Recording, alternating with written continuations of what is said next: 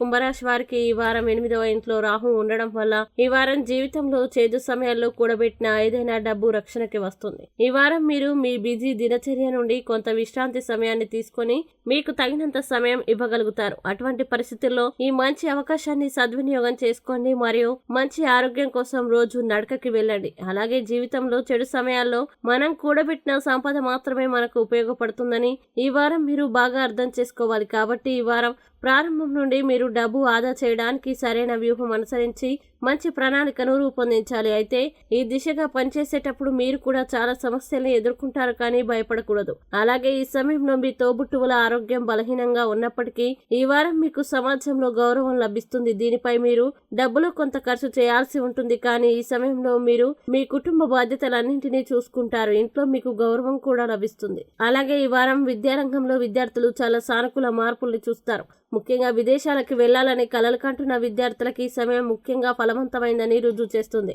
ఇక కుంభరాశి వారు ఈ వారం చేయాల్సిన పరిహారాన్ని గనక చూసినట్లయితే శని గ్రహానికి శనివారం పూజ చేయండి.